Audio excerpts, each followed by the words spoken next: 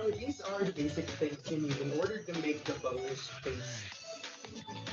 First, you need 1/4 cup of cooking oil, salt and pepper to taste, 3 tablespoons of oyster sauce, 3 tablespoons of bangus flakes, onion and garlic, sugar, 2 tablespoons, 2 tablespoons of ketchup, and 2 tablespoons of vinegar.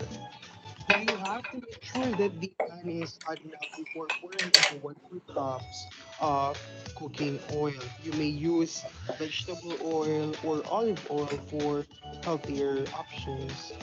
And once the oil is already hot enough, you may add the 3 tablespoons of bangus flakes. So these bangus flakes were deboned and they were flaked to make sure that they will be cooked easily when we fry them. So the first thing that we want to do is to fry them first. They must be a little golden brown. And this process prolongs the shelf life of our product.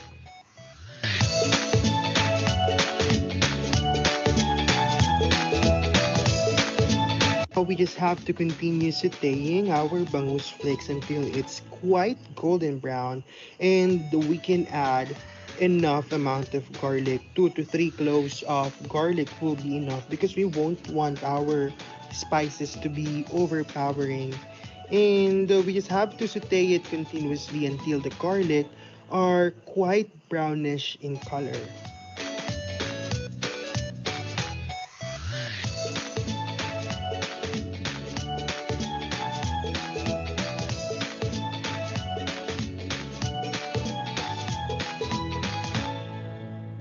So as we continue with the sauteing, you can see that the garlic are quite light brown in color. That means we are ready for the onions.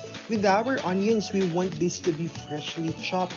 For as we know, once onions were left sitting around, this may contract a lot of microorganisms from our environment that may cause food spoilage. We don't want our food to be spoiled easily.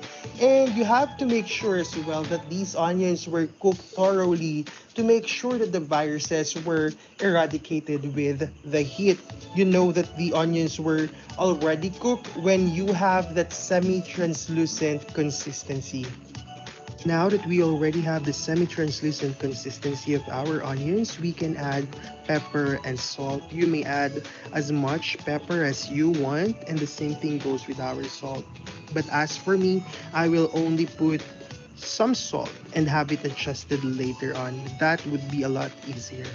Now that our flavors were mixed properly, we can add the oyster sauce. We must pour all 3 tablespoons of oyster sauce, or you can adjust it according to your liking. After that, we blend it properly and add the vinegar. We add the vinegar at this early stage to make sure that it will be cooked properly and we won't be having that striking sour taste. So we pour 2 tablespoons of vinegar, and after the vinegar, we mix it and add the ketchup. The ketchup will somehow adds color to our food, and of course, that flavor will improve the taste of our bangus paste.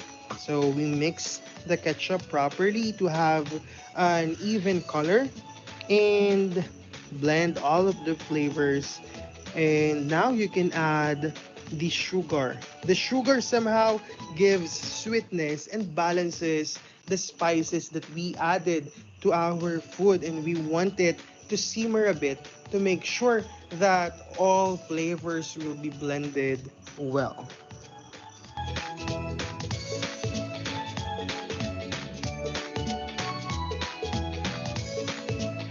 Now we already have a thicker consistency, and I think this will be good for our bangus paste. So we let it cool down and mix it while it cools down.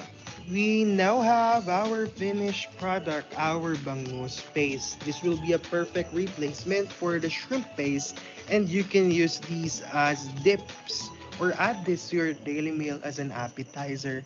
That's all for now. I hope you learned something. Bye.